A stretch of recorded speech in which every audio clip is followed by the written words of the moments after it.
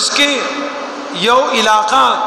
چې پاغي کې یو نیک جنای پاتې کېدا یو کور کې یو نیک جنای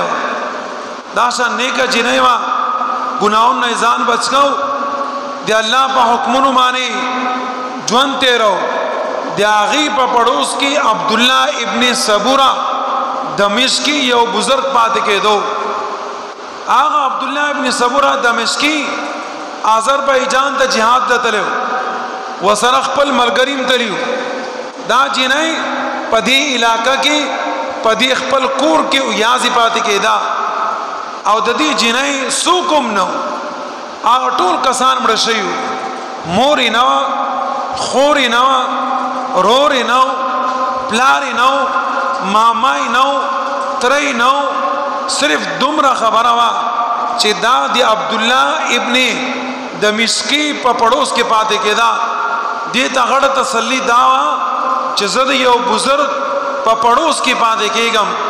نو هغه ته یو ډاکټر يهوديو هغه يهودي ډاکټر چې کومو هغه به بار بار دا نیک جنې تنگوالا او د دې په پردا ختمولو دي بار بار کوشش په کو دی با هغه ته په کور کې چې کله دا ډاکټر په تنگول شروع کړل دی به خپل ځان بچ کول نو دی با دزړه یو आवाज وباسو او دا به وی چې کاش عبد الله ابن سمورا دمشقی نن دلته زما سره وې نو ماته به دی ډاکټر تکلیف نه راکاو هغه عبد الله دمشقی رحمه الله آذربایجان کې چې دا خبره په غوګونو کې ولګی دا چې زما په پړوس کې هغه نیک جنې مان ان یادای نو jihad پرې خودو ملګرو ته وی تاسو تخپل کاروای نه کوي او زه وس روانېږم زما سره ضروري کار دی بس هغه دینا آذربایجان روان شو د مشته دی جنې خواته ورسید او دا جنې دنه پکور کې وا نو دی جنې ته دروازه وټکواله هغه چناو ته وی قتل نو عبد الله دمشقی رحم الله راغله ورته ته څنګه رالی وتا یاد کړو منو ذکر تا ته څنګه پته ولګی دا هغه بس الله پاک زما په غوګونو کې ستاده आवाज ولګاو کاش چې عبد الله دمشقی زما سره په پړوس کې نن موجود وې اے يهودي تا بیا مال تکلیف نه راکاو لیکن هغه نن نشته ستانه आवाज ما واورې دو زرالم وای خدمت سره دا جنې ورته وي زما دغه یو خدمت ته زما سره چې کوم دلته په دې علاقہ کې یو ډاکټر يهودي پاتې کیږي هغه زما دي تنگول لپاره بار بار راځي ما تنگي زما اوسخته نه زما پسړه کې دی الله یاره موجود نه دی الله نه یریګما زما مرګستیا والو سوخته نه زما مرګستیا لپاره په مخلوقات کې زما ته یاد شوي ما وی چې یاره دا بزرگ نن وې زما به دا حال نه وې زکه ما ته یاد کړی ای بس صحیح دا یو کار وکا هغه يهودي ته وینا وکا چې نن راشه يهودي ډاکټر چې کله ورپسې دی جنای پیغام ولګو چې نن راشه نو کور کې څوک نشتا خوشاله شو چې بس دا خو یو غټ نعمت ته زماره پاره زما خو یو غټ فضیلت نن دی چې نور کلامه دا جنای چړلا دی به مال موقن را کولا او نن دا جنې ما ته بخبل وای چې راش دا غنن د خوشاله روز دی په خوشاله معنی لا چې لاړ او د دې کور ته دن لاړ نو عبد الله دمشقی دغل ته مخ کې نه موجودو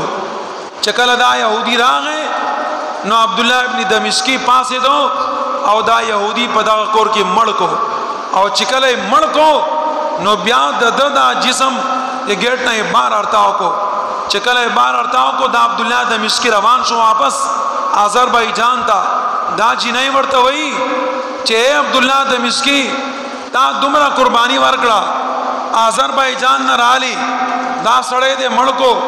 دومره غړ سفر دیو کو دومره غړ سفر د روستو ته دومره بسړې شوی واستخپل کور کې او سوچ پیو کا بیا ورشا دی ورته وای نه زما په ثواب کې به کمې راشي زما په ثواب کې به کمې راشي چې زه دلته بیا خپل مقصد پورا کوم نه زه صرف ستا خدمت لپاره الله دې رضا لپاره جهاد میں پرې خودو او استاد خبره مې اورید زه دې لپاره غرم زه په دې اخلاص کې بل یو عمل نه شریکوم اسنه چې الله پاک زمانہ خفشي چې ته زما دي بندي دي خدمت لپاره را روان شنو ته بیا خپل کوټم نه نه هغه لپاره بیا راش وززم داشن خلق موجود نن زمنګ په مخ کې مړې وشي زمنګ په پړوس کې چاته تکلیف زمنګ مسلمان رور په تکلیف کې پمنګ باندې سب قسم پریشانی ناراض اذان لا یو وخو پمنګ تیر شو چې کله په دنیا کې یو مسلمان ته تکلیف هو یو مسلمان به پریشان هو نو دنیا کې به ټول مسلمانان پریشان هو چې انا فلانی علاقہ کې یو مسلمان ته تکلیف تھی چا وجو چا په جیل کې بند کو چا ورته تکلیف ورکو منګ به پریشان کېدو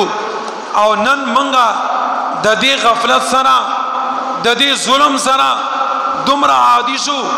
او زمنګ دي جسمونه غیرت دومره وته چې نن کا منګ ته وسړې وای چې فلانی مسلمان سره ظلم وشو فلانی بزرگ له چا تکلیف ورکو فلانی سړی له چا پریشانی ورکړه نو موږ ورته خې وکړه کنه دا ولې دا خبره